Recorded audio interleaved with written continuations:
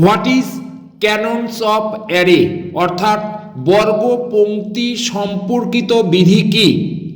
বিশ্ব পর্যায়ে যখন কোনো কিছু বর্গীকরণ করা হয় শুধুমাত্র একটি বৈশিষ্ট্যের উপর নির্ভর করে, তখন প্রাপ্ত বর্গগুলিকে পর্যায় অনুযায়ী পরম্পরা বজায় রেখে সাজানোকেই সারি বা অ্যারে বলে।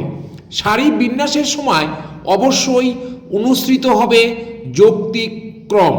এই উদ্দেশ্যে রচিত হয়েছে 4টি বিধি, যেমন ক্যানন অফ এক্সজস্টিভনেস অর্থাৎ ব্যাপকতার বিধি, সারি নিবদ্ধ বর্গসমূহ এবং পর্যায় নিবদ্ধ বিশ্লিষ্ট ধারণা বা আইসোলেটগুলি যথাসম্ভব ব্যাপক হবে।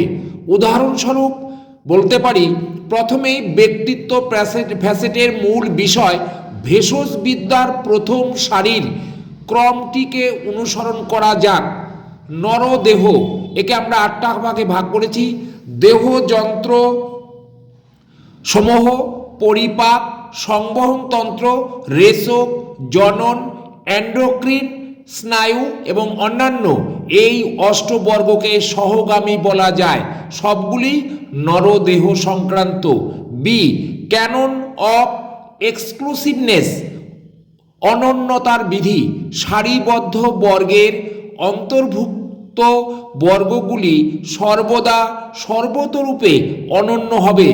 এই বিধি অনুযায়ী একটি বৈশিষ্ট্যের জন্য একটি বর্গ কল্পিত হয়। উদাহরণ হিসাবে বলতে পারি যে ছাত্র বিশ্ব, একে আমরা 5টা ভাগে ভাগ করতে পারি: পুরুষ, স্ত্রী, শিশু, কিশোর, যুবক। Number C, canon of helpful sequence সহায়ক ক্রমের বিধি, সারি নিবদ্ধ বর্গের বর্গ পরম্পরা এক পর্যায় নিবদ্ধ আইসোলেটগুলির পর্যায় সর্বদাই হবে সহায়ক। এই পরম্পরার সামর্থ্য নির্ণীত হয় কতকগুলি নীতির দ্বারা। উদাহরণ হিসাবে আমরা এখানে পরে উদাহরণ বলা হবে।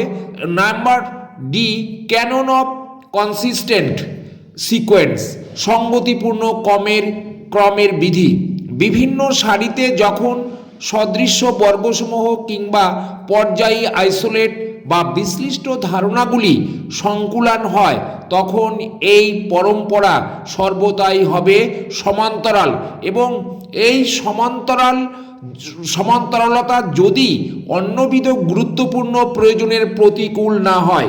এখানে আমরা একটা উদাহরণে ব্যবহার করতে পারি, একটি সারির বর্গগুলি যদি কোনো সারির বর্গসমূহের অনুরূপ হয়, উভয় ক্ষেত্রেই সহায়ক ক্রম প্রযোজ্য হবে। যেমন ভেষজ, তার চক্ষু, ভেষজ মনোবিদ্যা, চক্ষু দর্শন, কর্ণ শ্রবণ, ঘ্রাণেন্দ্রিয় ঘ্রাণ, স্বাদেন্দ্রিয় স্বাদ, স্পর্শেন্দ্রিয় স্পর্শ। Thank you.